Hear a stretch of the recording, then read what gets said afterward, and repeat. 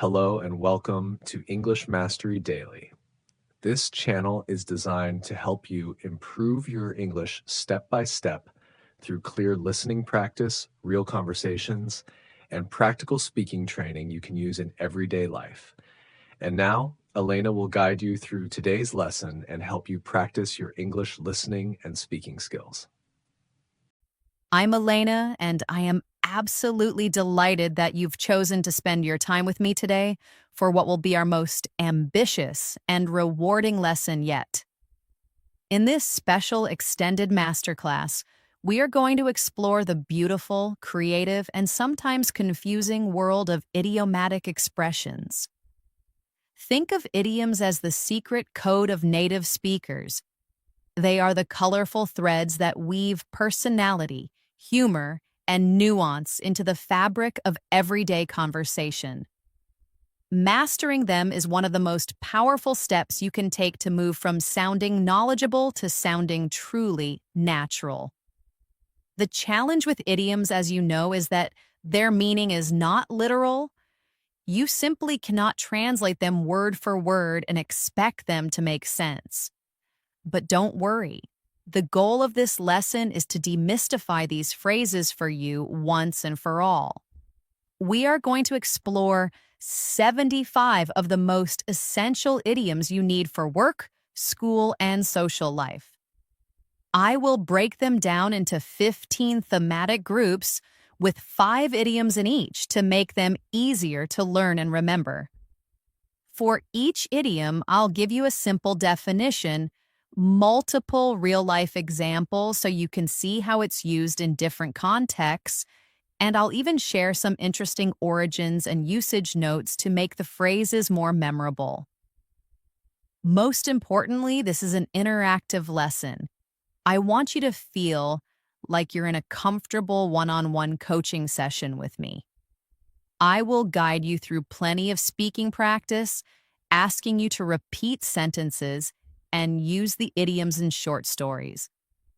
The aim is not just for you to passively listen, but to actively participate, training your mouth and your mind to use these phrases confidently and automatically.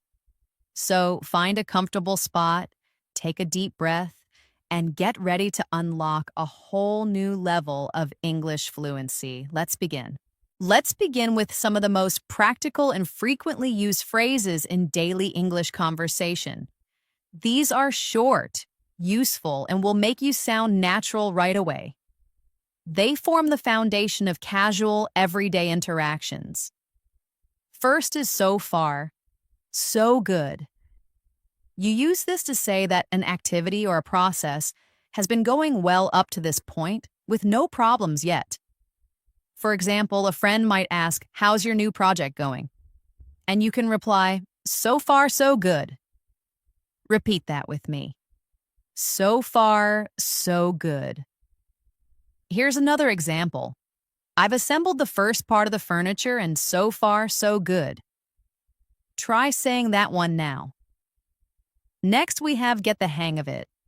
This means to learn how to do something or to understand it after practicing for a while. It implies a process of gradual understanding.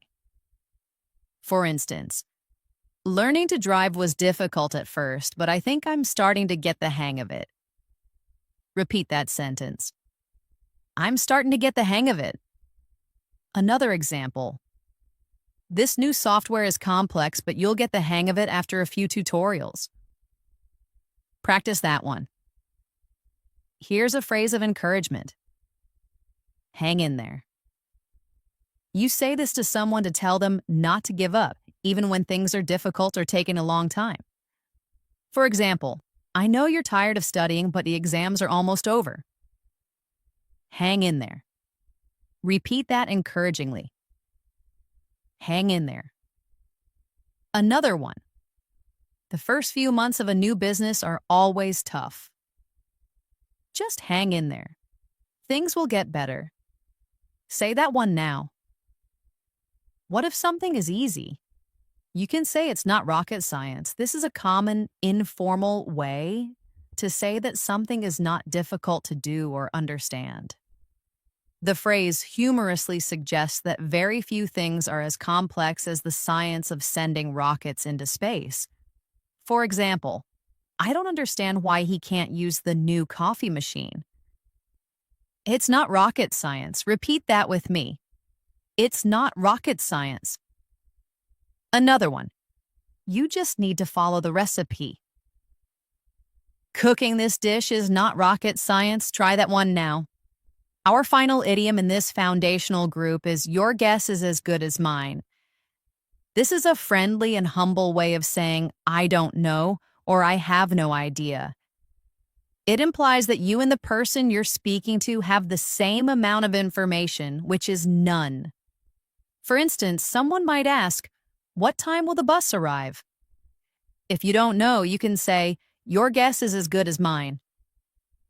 Repeat that phrase, your guess is as good as mine. Another example, why did she suddenly leave the party? Your guess is as good as mine. Say that one now. Now for a quick speaking practice with these phrases. Imagine you are talking to a friend about learning a new skill like playing the guitar. Listen to this little story. My friend asked me how learning the guitar was going. I told him, so far so good. The chords are difficult, but I'm starting to get the hang of it. He said, that's great. Just hang in there.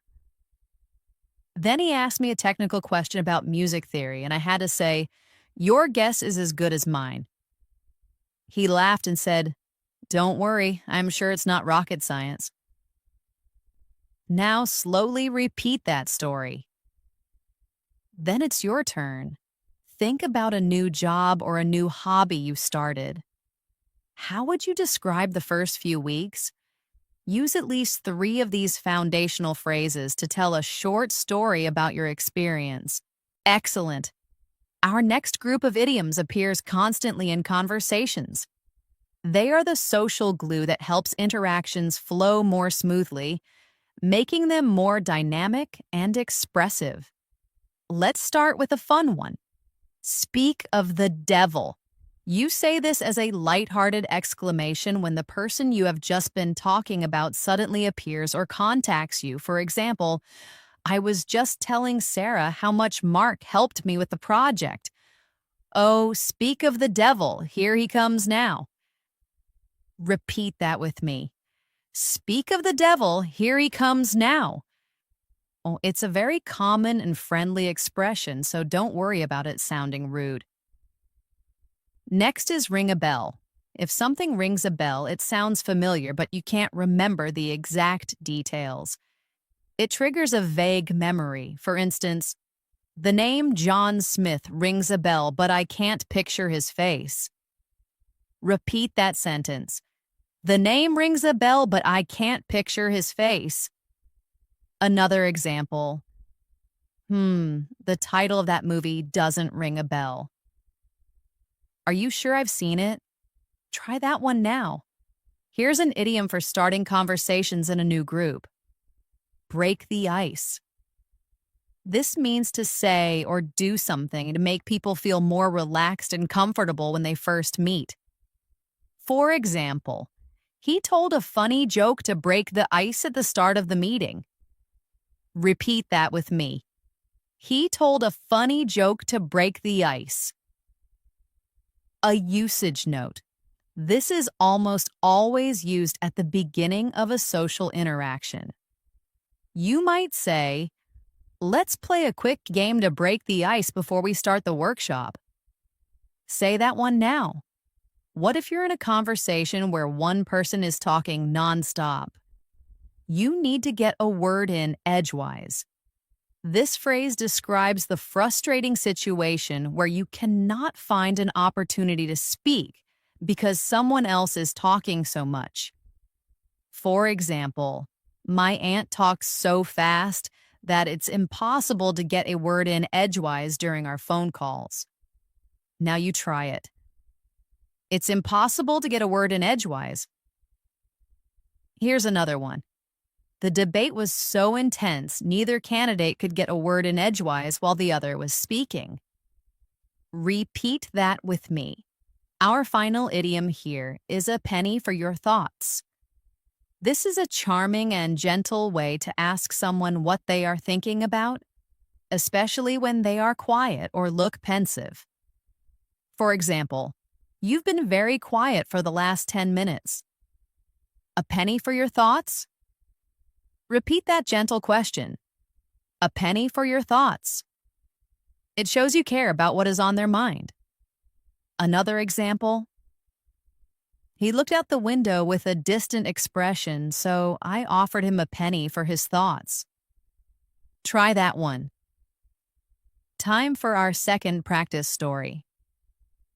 Listen to this scenario about a networking event. It was my first time at the conference and I didn't know anyone. I decided to break the ice by complimenting someone's tie. We were talking about our old boss, Mr. Henderson, when suddenly he walked by. I laughed and said, "Speak of the devil." Later, a woman's name came up, Maria Petrova. I said, "That name rings a bell." My new friend was telling me a long story and I couldn't get a word in edgewise. After he finished, I noticed my other colleague was very quiet. So I turned to her and said, "A penny for your thoughts?" Now slowly repeat that story. Then create your own. Imagine you are at a party or a family dinner. How would you use these conversational connectors to describe the interactions you had? Great work. This next group of idioms is essential for showing whether you agree, disagree, or understand someone's point of view. They are crucial for effective communication in any setting. First up is hit the nail on the head. This wonderful idiom means that you have described a situation, problem, or idea with perfect accuracy. You've identified the exact truth.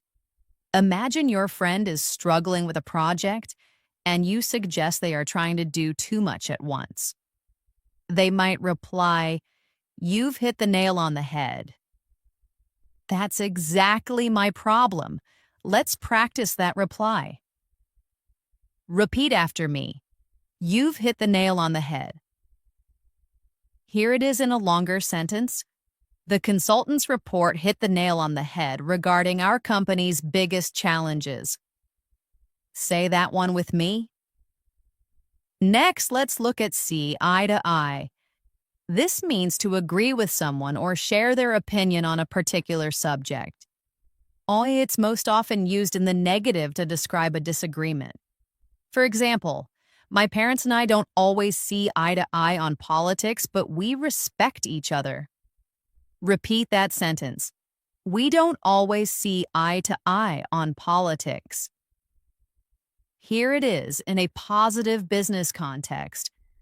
Luckily, the entire team sees eye to eye on the project's main goal. Say that one now. A very similar and useful idiom is on the same page. If people are on the same page, they have a shared understanding of a situation, plan, or goal. It's less about personal opinion and more about shared information and alignment. For instance, before we start the project, let's have a meeting to make sure everyone is on the same page. Repeat that practical sentence. Let's make sure everyone is on the same page. Another example. My husband and I are finally on the same page about where to go for our vacation. Say that one now. Here's an idiom for deeper understanding. Read between the lines. This means to understand the real hidden meaning behind what someone says or writes, a meaning that is not explicitly stated. For example, she said she was fine, but reading between the lines, I could tell she was very upset. Repeat that with me. Reading between the lines, I could tell she was upset. Here is another. The politician's speech seemed positive, but if you read between the lines, you could sense a warning. Practice that sentence. Finally, what if you don't understand something at all? You can say it's all Greek to me. This is a humorous way to say that something is completely incomprehensible or unintelligible, as if it were in a foreign language you don't speak. The origin comes from a time in the Middle Ages when Latin was the language of scholars, but Greek was not widely known. For example, my friend was trying to explain computer programming, but it was all Greek to me. Say that with me. It was all Greek to me. Another one. I tried to read the legal document, but the language was all Greek to me. Repeat that one now. Let's do a quick recap before our practice story. We've now covered foundational phrases, conversational connectors, and idioms for understanding. That's 15 essential phrases already. Remember how to ask what someone is thinking? You offer a penny for their thoughts. And if something is easy, it's not rocket science. Now for our practice story. Imagine a team brainstorming session. Our manager asked for ideas to improve sales. My colleague David said our advertising was outdated. The manager replied, "You've hit the nail on the head." We discussed a new marketing strategy, and it was great that the whole team seemed to see eye to eye. We had a quick meeting to ensure we were all on the same page about the next steps. The client's feedback was very polite, but reading between the lines, it was clear they were not happy. Our data analyst then showed a series of complex charts, and honestly, it was all Greek to me. Now repeat that entire paragraph slowly. Once you're comfortable, try to create your own short story. Perhaps it's about a conversation with a friend where you had to figure out their true feelings, or a meeting where everyone needed to agree on a plan. Wonderful! Now this next set of idioms deals with sharing and hiding information. Secrets are a big part of human interaction, and these phrases will help you talk about them like a native speaker. First is the classic, "let the cat out of the bag." This means to accidentally reveal a secret that was supposed to be kept hidden. The most popular origin story suggests that in old markets, some merchants would try to trick customers by putting a cat in a bag instead of a more valuable piglet. If the cat was let out, the secret trick was revealed. For example, we were planning a surprise party for Sarah, but her brother let the cat out of the bag. Go ahead and repeat that sentence. Here's another. I can't believe you let the cat out of the bag about my new job. I wasn't ready to tell everyone. Practice saying that one. A very similar idiom is spill the beans. It also means to tell people secret information, but it's a bit more informal and can sometimes imply a more gossipy or eager revelation. You might hear a friend say, "Okay, spill the beans. What happened at the meeting after I left?" Repeat that curious question with me. Okay, spill the beans. Here is another example. The little boy was so excited that he spilled the beans about the birthday gift his dad had bought. Try saying that sentence now. What if you get information from a secret source? You can say "a little bird told me." This is a playful, charming way of saying that you know something, but you won't reveal who your informant is. For example, "How did I know it was your birthday?" "Oh, a little bird told me." Repeat that mysterious phrase, "a little bird told me." Another one, "A little bird told me that you might be moving to London next year. Is it true?" Try that one now. It's almost always used in a lighthearted context. Now for an idiom about sharing something personal. Get something off your chest. This means to confess something that has been worrying you or making you feel guilty in order to feel relief. For example, I have to get something off my chest. I was the one who broke the vase, not the cat. Repeat that with me. I need to get something off my chest. Another one. After the argument, he called his friend to get his feelings off his chest. Say that one now. The opposite of revealing a secret is, of course, keeping one. For that, we have keep it under your hat. This means to keep something a secret and not tell anyone else. For example, I'm going to tell you something, but you have to promise to keep it under your hat. Repeat that secretive instruction. Keep it under your hat. Another one. The company's plans for the new product are being kept under wraps, which is a similar phrase. They are keeping the launch date under their hats for now. Practice that sentence. Let's practice with a story about office secrets. Listen. My manager told me she was getting a promotion, but she asked me to keep it under my hat. Later, I was talking to my colleague, and he asked me what I knew. I just said, a little bird told me there might be some changes coming. But then, at the team lunch, my other colleague, Mark, completely let the cat out of the bag. He was so excited. He said, "Come on, boss, spill the beans." We know you're getting promoted. I could see the relief on my manager's face. I think she was happy to finally get it off her chest. Now repeat that story slowly. Then imagine a situation with your friends where a surprise is being planned. How would you use these idioms to talk about trying to keep the secret? Perfect. Life is full of decisions and moments that require action, so this group of idioms helps you talk about getting things done, making choices, and dealing with uncertainty. Let's start with a very direct one.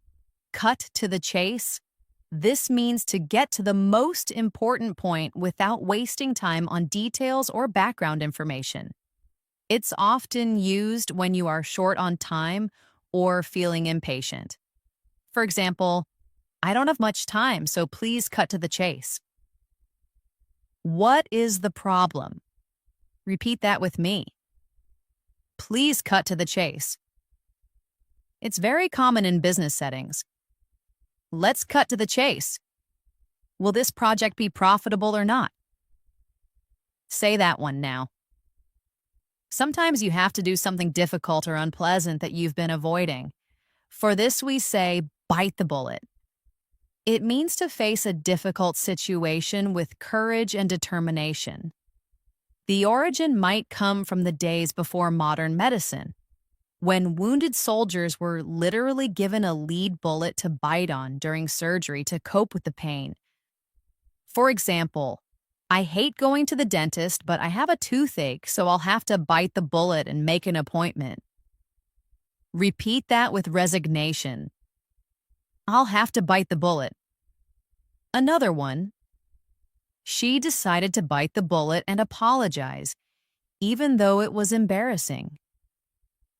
Say that one now. Here's an idiom for passing responsibility. The ball is in your court. This means it is now someone else's turn to make a decision or take the next step in a process. For instance, I've given you my final offer and all the information you asked for. Now the ball is in your court. Repeat that phrase. Now the ball is in your court. Another example. We've done everything we can to help. The ball is in his court now to decide what to do. Try that one. What if you don't have a firm plan? You can play it by ear. This means to decide how to deal with a situation as it develops, rather than following a plan that was made in advance. For example, what time should we meet tomorrow? I'm not sure what my schedule looks like, so let's play it by ear. Say that with me. Let's play it by ear. Another one. We don't have a fixed itinerary for our vacation. We're just going to play it by ear. Repeat that one. Finally, we have jumped on the bandwagon. This means to join a popular activity or support a popular opinion, often to be on the winning side or to do what everyone else is doing. It can sometimes have a slightly negative connotation, suggesting a lack of original thought. For example, when the new smartphone was released, thousands of people jumped on the bandwagon and bought one. Repeat that sentence. Another one. She was never interested in environmental issues, but now she has jumped on the bandwagon and protests every week. Try that one now. Let's practice these action idioms. Listen to this story about making a decision. Our team was discussing the project for hours. Finally, our manager said, "Let's cut to the chase." We need a decision. The options were difficult, but we knew we had to bite the bullet and choose one. After we presented our choice to the director, she said, "Okay, I've heard your recommendation. The ball is in your court to create the final proposal." We asked about the exact deadline, and she said she wasn't sure yet, so we should play it by ear. Once we announced our new direction, we noticed other departments starting to jump on the bandwagon and adopt our methods. Now repeat that story slowly. Then think about a time you had to make a big decision. Did you have a clear plan, or did you have to play it by ear? Did you have to bite the bullet and do something difficult? Fantastic. This next group of idioms is perfect for professional environments, academic settings, or any situation where you are working hard towards a goal. First, let's look at go the extra mile. This means to make a special effort or to do more than is necessary or expected of you. It shows great dedication and a commitment to quality. For instance, our tour guide really went the extra mile to make our trip unforgettable. Repeat that with a grateful tone. Our tour guide really went the extra mile. Here is a work example. If you want to get promoted, you have to be willing to go the extra mile for the team. Practice saying that one. Here is a great one for efficiency. Kill two birds with one stone. This means to achieve two separate goals with a single action. It's all about smart planning and maximizing your effort. For instance, I listen to English news podcasts while I'm jogging in the morning to kill two birds with one stone. Let's practice that. I kill two birds with one stone. Here is another example. He picked up the groceries on his way home from work to kill two birds with one stone. Say that sentence now. Next is learn the ropes. This means to learn the basics of how to do a job or perform a task. This idiom comes from the age of sailing ships, where new sailors had to learn how to handle the ship's many ropes to be effective. For example, it took me a few weeks to learn the ropes at my new job, but now I feel confident. Say that with me. It took me a few weeks to learn the ropes. Another example. We have a new intern starting today, so please help him learn the ropes. Repeat that one now. And how do you succeed in your studies? You hit the books. This is a very common and informal idiom that simply means to study very hard, especially for an exam. For example, I have a big exam on Monday, so I need to hit the books all weekend. Repeat that with determination. I need to hit the books. Another one. She's hitting the books because she wants to get into a top university. Practice saying that one. Finally, we have beat the clock. This means to finish a task successfully just before the deadline or time limit expires. It creates a sense of urgency in a race against time. For example, she had to write the entire essay in one night, but she managed to beat the clock and submit it on time. Repeat that sentence. She managed to beat the clock. Here's another. The team worked furiously to beat the clock and launch the product before their competitor. Try saying that one. Let's do our recap. We have now covered 30 idioms across 6 categories. Incredible work! Can you remember what it means to reveal a secret by accident? You let the cat out of the bag. And what if you have to face a difficult situation with courage? You bite the bullet. Now for our practice story about a new employee. On my first day at the new job, my manager told me that to succeed, I'd need to go the extra mile. I spent the first month just trying to learn the ropes. My colleague gave me some good advice. He said to take my lunch break while reading industry reports to kill 2 birds with 1 stone. Last week, we had a huge project deadline. I had to hit the books and study all the project files over the weekend. We all worked late into the night, but we managed to beat the clock and submit our work with 2 minutes to spare. Now repeat that story. Then think about a time you had to work really hard to meet a deadline. How did you do it? Did you learn the ropes quickly? Did you go the extra mile? Tell me about it. After talking about failure, let's lift our spirits with idioms for happiness and positivity. These phrases help us describe joy and find the good in difficult situations. Let's start with a very happy one, on cloud 9. If you are on cloud 9, you are extremely happy, euphoric, and full of joy. For example, when she found out she had won the scholarship, she was on cloud 9 for the rest of the day. Now repeat that sentence with a happy tone in your voice.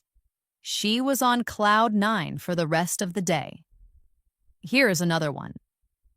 They've been on cloud 9 ever since they got engaged. Try saying that one. Next is a wonderful concept, a blessing in disguise. This refers to something that seems bad or unlucky at first, but results in something good happening later. For example, losing that job was a blessing in disguise because it forced me to find a career I truly love. Repeat that with me. It was a blessing in disguise. Another one. Missing the train was a blessing in disguise. If I hadn't, I wouldn't have met my future husband. Practice that sentence. A similar optimistic proverb is every cloud has a silver lining. This means that there is something good or hopeful in every bad situation, even if you can't see it at first. The image is of dark rain clouds being outlined by the bright light of the sun. For instance, I was disappointed I lost the match, but every cloud has a silver lining. Now I have more time to focus on my studies. Repeat that optimistic phrase. Every cloud has a silver lining. Another one. He lost his job, but the silver lining was that he could start his own business. Try that one. Now for 2 idioms that mean something is very easy. The first is a walk in the park. This describes a task or situation that is simple and requires little effort. For example, after months of training, running the 5K race was a walk in the park for her. Repeat that sentence. The race was a walk in the park. Another one. He expected the exam to be difficult, but it was a walk in the park. Try that one now.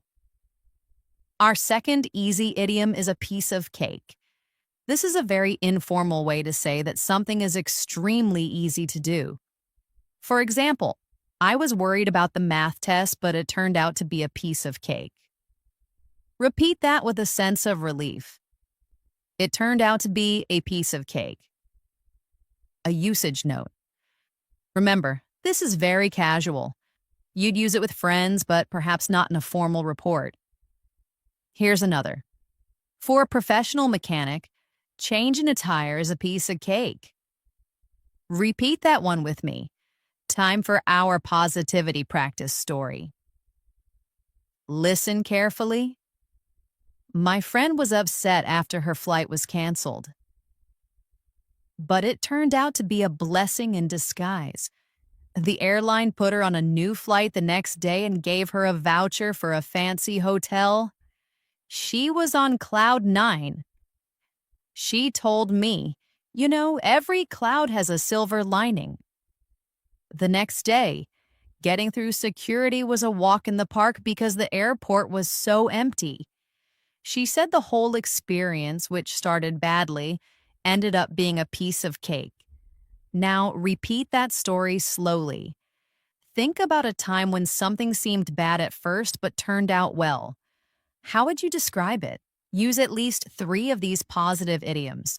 Life has its ups and downs, and we need language for the difficult times too. This group of idioms helps us talk about sadness, feeling unwell, and dealing with the consequences of our actions. First, to describe a general feeling of sadness, you can say you feel blue. For example, I always feel a bit blue when the holidays are over. Repeat that with me. I feel a bit blue. Another one. She's been feeling blue ever since her best friend moved away. Say that one now. A stronger way to express sadness is to be down in the dumps. This means to be very unhappy, depressed, and without hope. For example, he's been down in the dumps ever since he lost a championship game. Repeat that sentence. Another example.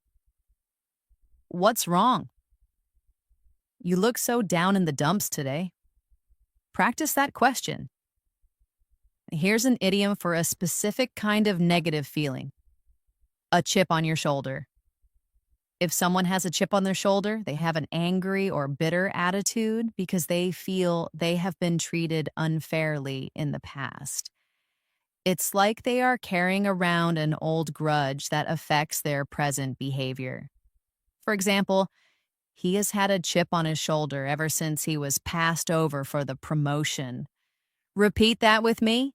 He has had a chip on his shoulder. Here is another one. She speaks with a chip on her shoulder, always trying to prove she's better than everyone else because of her difficult childhood. Try that sentence now. If you are feeling slightly ill, you can say you feel under the weather. It's a gentle and common way to say you're not well, without being too specific. For instance, I think I'll stay home tonight. I'm feeling a bit under the weather. Repeat that with me. I'm feeling a bit under the weather. It is more polite than just saying, I'm sick. Another example. He missed school for 2 days because he was feeling under the weather. Say that sentence now. Finally, let's learn face the music.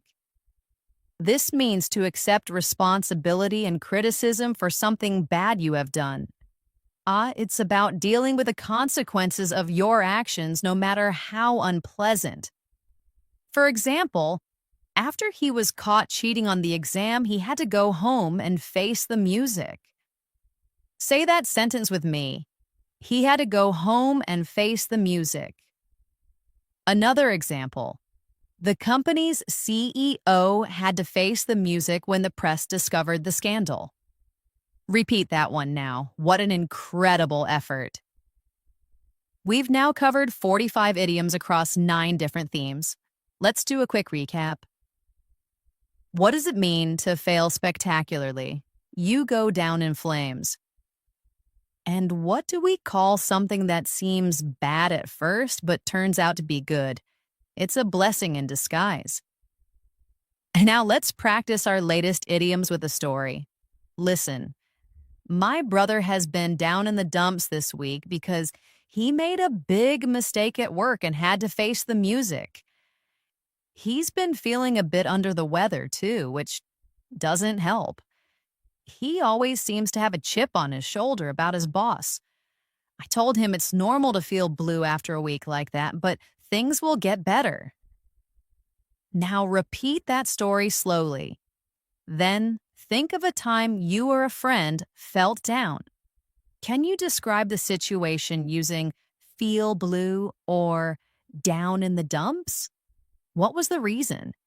Did they have to face the music? Fear and nervousness are universal human emotions. These next idioms will help you describe those feelings of anxiety in a very natural and expressive way. Let's start with a very common one. Get cold feet. This means to suddenly become too scared or nervous to do something you had planned, especially a big commitment. For example, the groom got cold feet on the morning of his wedding, but his best friend calmed him down. Now you say it. The groom got cold feet on the morning of his wedding. Here is another common use. I was going to perform my song at the open mic night, but I got cold feet and didn't go on stage. Repeat that sentence. Here's another great one you can probably feel in your body. Butterflies in my stomach. This describes the nervous, fluttering feeling you get in your stomach when you are anxious or excited about something. For instance, I always get butterflies in my stomach before a job interview. Repeat that with me. I always get butterflies in my stomach. Another one. She had butterflies in her stomach as she waited for the results of her exam. Practice that sentence. When you are waiting anxiously for something to happen, you are on pins and needles. This idiom perfectly captures the tense, uncomfortable feeling of suspense. For example, the whole country was on pins and needles waiting for the final election results. Say that with me. We were on pins and needles. Another example. I've been on pins and needles all day, waiting for the doctor to call. Repeat that one now. What about a sudden scare? For that, you can say you jump out of your skin. This means to be extremely surprised or frightened by something. For example, the loud thunderclap made me jump out of my skin. Repeat that. Another one. He crept up behind me so quietly that when he said, "Boo," I nearly jumped out of my skin. Try that one now. Finally, we have bite your tongue. This means to force yourself to not say something that you really want to say, often to avoid upsetting someone or causing an argument. For instance, I wanted to tell him his idea was terrible, but I decided to bite my tongue. Repeat that with me. I decided to bite my tongue. Another example. She had to bite her tongue when her mother-in-law started criticizing her cooking. Practice that one. Let's do our practice story for this section. Listen to this story about a presentation. I had to give a big presentation at work today. The night before, I almost got cold feet and thought about calling in sick. Right before it was my turn, I had terrible butterflies in my stomach. My team was waiting for me to begin, and I could tell they were on pins and needles. The microphone made a loud screeching noise when I turned it on, and I nearly jumped out of my skin.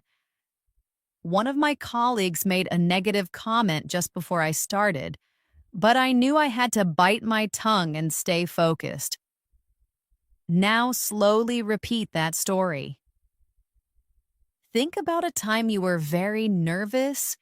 What was the situation? Did you have butterflies in your stomach? Did you have to bite your tongue? Money is a part of our daily lives, so it's no surprise there are many idioms related to it. Let's learn some of the most common ones for talking about cost, income, and spending. First up, cost an arm and a leg.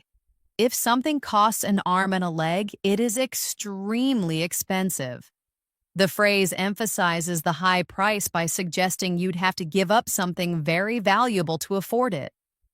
For example, I'd love to buy that designer handbag, but it costs an arm and a leg. Repeat that with me. It costs an arm and a leg. Another one. Getting a taxi from the airport to the city center cost an arm and a leg. Say that sentence now. Next is a very practical one. Bread and butter. This refers to a person's main source of income or the primary activity of a business that generates the most money. For example, teaching English online is my bread and butter. Say that with me. Teaching English online is my bread and butter. For a company, you might say, while the firm does some consulting, their software sales are their real bread and butter. Repeat that one now. Let's learn on the house. If something at a restaurant, bar, or hotel is on the house, it is given to you for free by the establishment, usually as a gesture of goodwill. For example, because it was my birthday, the restaurant gave me a dessert on the house. Repeat that happy sentence. The restaurant gave me a dessert on the house. Another one. We complained about the long wait, so the manager offered us a round of drinks in the house. Say that one now. Here's an idiom about value, a dime a dozen. If something is a dime a dozen, it is very common and therefore not valuable or special. A dime is a 10-cent coin, so a dozen of something for that price would be very cheap.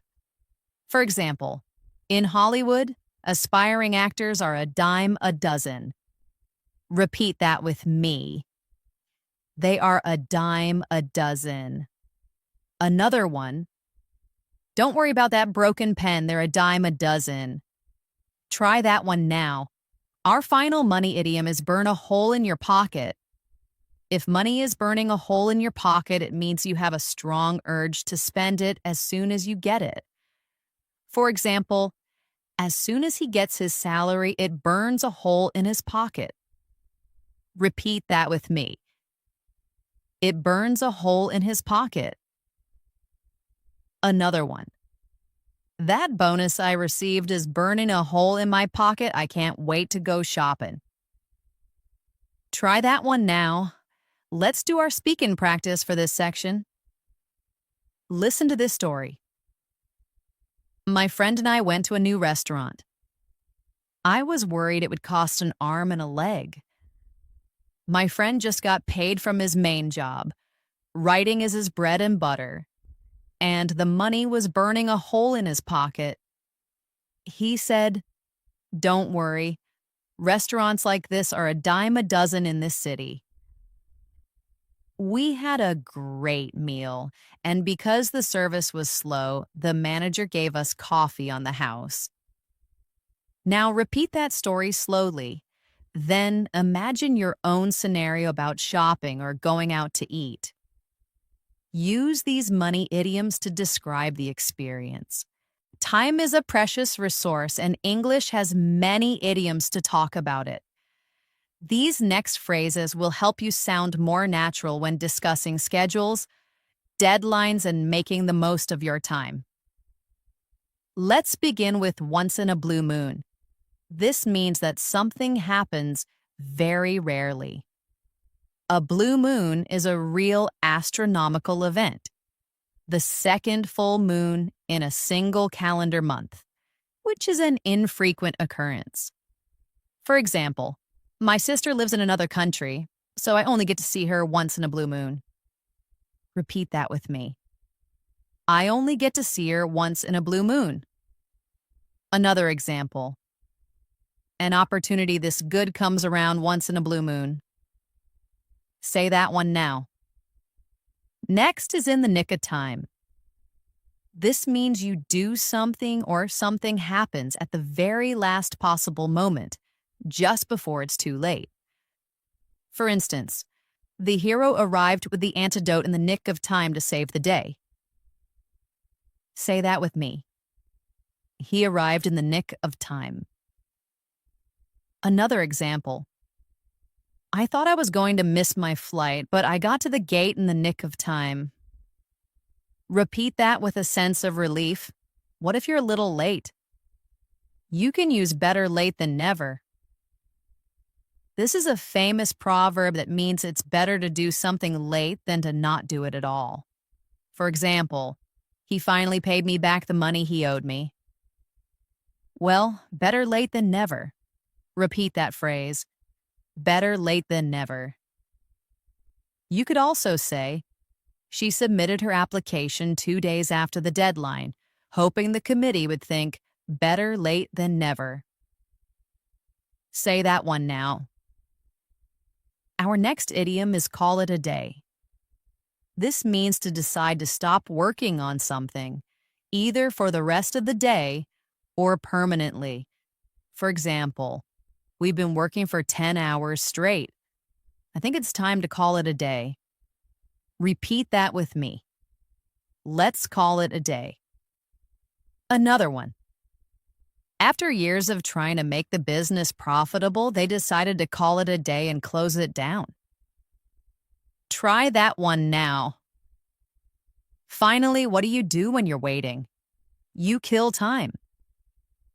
This means to do something to occupy yourself while you are waiting for something to happen. For example, my flight was delayed by 2 hours, so I went to a bookstore to kill time. Repeat that. Another one. We arrived early for the movie, so we walked around the mall to kill some time. Practice that sentence. 60 idioms. We have covered so much ground. Let's do another quick recap. What do you say when you're waiting anxiously? You're on pins and needles. What do you call your main source of income? It's your bread and butter. Fantastic. Now for our practice story about time. Listen, I have a friend who I only see once in a blue moon. He was visiting my city yesterday, but my meeting ran late. I rushed to the train station and got there in the nick of time to see him. He joked, "You're almost late." And I replied, "Better late than never." We had to wait for his train, so we got a coffee to kill time. After he left, I was so tired that I decided to call it a day and go straight home. Now, repeat that paragraph slowly. Then create your own story about a busy day. Did you arrive somewhere in the nick of time? Did you have to kill time? Every conversation can involve agreement or disagreement. These next idioms will help you describe these situations more naturally, from staying neutral to making peace. Let's start with a neutral one. Sit on the fence. If you are sitting on the fence, you are refusing to take sides in an argument or make a decision between two options. For example, you can't sit on the fence any longer. You need to decide whose side you're on. Repeat that with me. You can't sit on the fence any longer. Another one. The manager was sitting on the fence, refusing to support either of the competing proposals. Say that one now. What if you make a problem worse?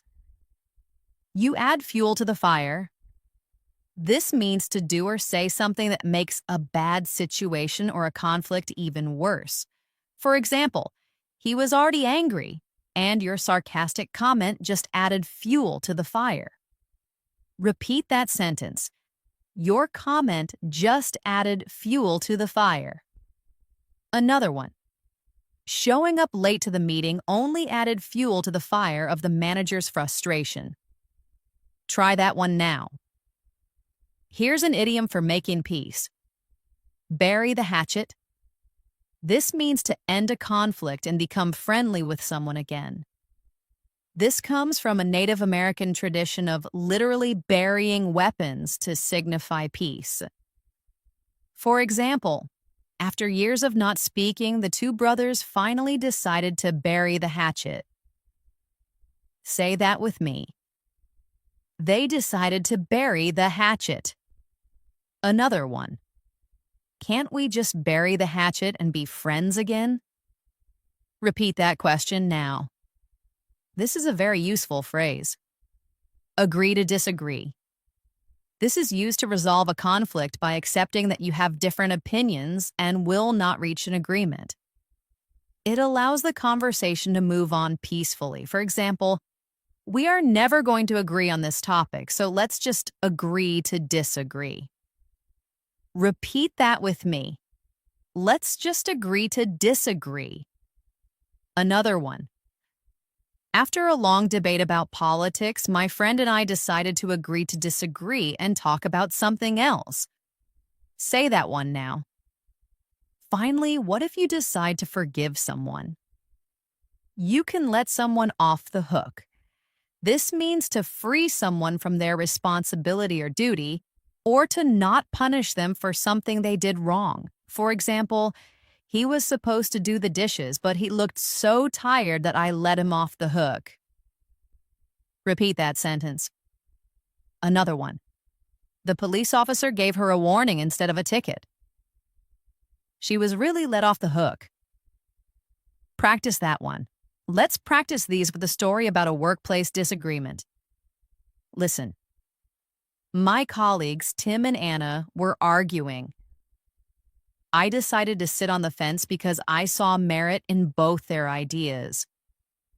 The manager tried to mediate, but Tim's angry comments just added fuel to the fire. Eventually, they realized they would never convince each other, so they decided to agree to disagree. The manager said, "I'll let you off the hook for this argument, but next time, discuss things calmly." I'm glad they were able to bury the hatchet later that day. Now, repeat that story slowly. Then, think of a time you witnessed a disagreement. How was it resolved? Did people agree to disagree? Did someone get let off the hook? Now for something fun. Animal idioms are some of the most memorable in English. They create strong visual images that help you remember their meanings. Let's start with the elephant in the room. This refers to a big, obvious problem or controversial issue that everyone is aware of but no one wants to talk about because it is uncomfortable. For example, we sat through the whole meeting, but no one mentioned the elephant in the room, the fact that the company was losing money. Repeat that sentence. No one mentioned the elephant in the room. Here's another. He finally addressed the elephant in the room and asked why no one had been paid yet. Say that one now. Next is hold your horses. This is a friendly, informal way to tell someone to slow down, wait, and not be so impatient. The image is of reining in horses that want to run. For example, I know you're excited to start the trip, but hold your horses. We need to check the map first. Repeat that with a calm voice. Hold your horses. Another one. Hold your horses, son. Don't spend all your money on the first day of your vacation. Practice that piece of advice. Here is a wise one. Let sleeping dogs lie. This means you should not talk about a bad situation from the past that people have forgotten about because it might cause new trouble if you bring it up again.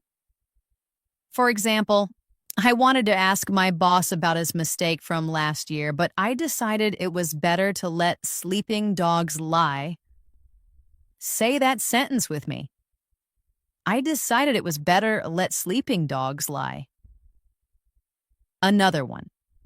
They had a big argument years ago, but they are friends now. It's best to let sleeping dogs lie. Repeat that one. Here's an idiom for being wrong. Barking up the wrong tree. If you are barking up the wrong tree, you are pursuing a mistaken course of action or blaming the wrong person. The image is of a dog barking at the base of a tree, thinking its prey is there when the prey is actually in another tree. For instance, if you think I'm the one who broke the window, you're barking up the wrong tree. Repeat that with me. Another one. He spent months trying to solve the problem that way, but he was barking up the wrong tree the whole time. Say that one. Finally, let's learn when pigs fly. This is a humorous, sarcastic idiom used to say that something will never, ever happen. It's impossible. For example, do you think he will clean his room today? Yes, when pigs fly. Repeat that with a sarcastic tone. Yes, when pigs fly. Here it is in a full sentence. She said she'll pay me back the money she owes me when pigs fly. Say that one with me. Time for our animal-themed practice story. Listen, during the family meeting, the fact that no one had a job was the elephant in the room. My brother started suggesting we all move to Hawaii, and my dad had to tell him to hold your horses. My mom wanted to bring up an old family argument, but I said it was best to let sleeping dogs lie. My sister blamed me for our problems, but I told her she was barking up the wrong tree. Then my brother promised he would become a millionaire in a month. My sister replied, "Sure, and that'll happen when pigs fly." Now slowly repeat that story. Then try creating your own story using these animal idioms. For our final category, let's look at idioms that use parts of the body, but where the meanings are figurative. Learning these will make your English sound very authentic. Let's start with a positive one. Break a leg. This is a strange but very common way to say good luck to someone, especially before a performance like a play or a presentation. The origin is superstitious. People believed that wishing someone good luck would actually bring bad luck, so they said the opposite. For example, just before I went on stage, my friend texted me, "Break a leg." Repeat that with an encouraging voice. Break a leg. Next is all ears. If you are all ears, it means you are listening very eagerly and with your full attention. For instance, when he said he had some exciting news, I was all ears. Repeat that with me. I was all ears. Another example. Tell me about your vacation. I'm all ears.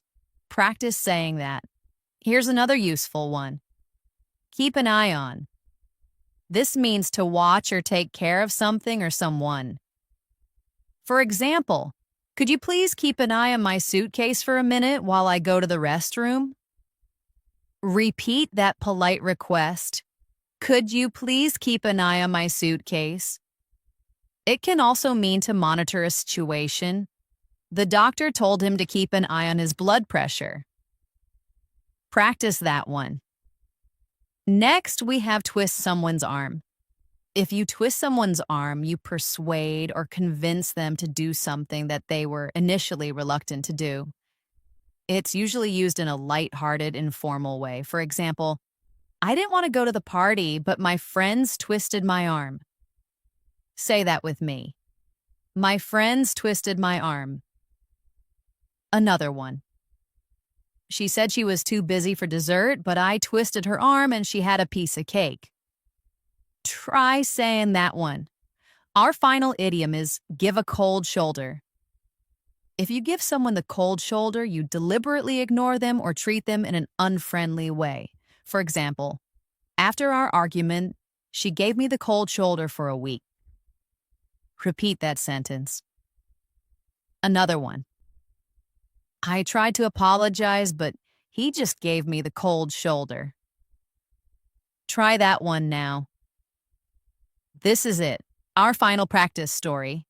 We have learned 75 idioms. Let's practice these last 5. Listen, my sister had a big audition. I told her to break a leg. She wanted to tell me all about the character she was playing, so I sat down and told her I was all ears. While she was gone, I promised to keep an eye on her cat. I wanted her to come celebrate with us afterwards. At first, she said no, but I twisted her arm. I'm glad she did because her rival was there and tried to give her the cold shoulder, but my sister ignored her and had a great time. Now repeat that story slowly. Then create your own story about planning an event or convincing a friend to do something. We have had an incredible journey together today. You have learned and practiced 75 essential English idioms, covering everything from daily phrases and social interactions to personal feelings, success, conflict, and time. We've explored idioms with animals and body parts, and you have practiced weaving them into 15 different stories. This is a huge accomplishment, and you should be very proud. Remember, learning idioms is like learning a new dance. At first, it feels awkward, but the more you practice the steps, the more natural and fluid you become. My best advice to you is to start small. Don't try to memorize all 75 at once. Choose just 3 to 5 idioms from today's lesson that you really liked. Try to use them in a conversation this week or write them down in a sentence. The more you actively use them, the more they will become a permanent part of your vocabulary. Start listening for them in movies, TV shows, and songs. You will be amazed at how often you hear them now that you know what to look for. Thank you so much for your focus and dedication. Thank you for practicing with English Mastery Daily. Consistent listening and speaking practice is the key to building real English fluency. If you found this lesson helpful, please like the video and subscribe to the channel so you never miss our daily English training sessions. Keep practicing a little every day, stay confident, and your English will improve step by step. See you in the next lesson.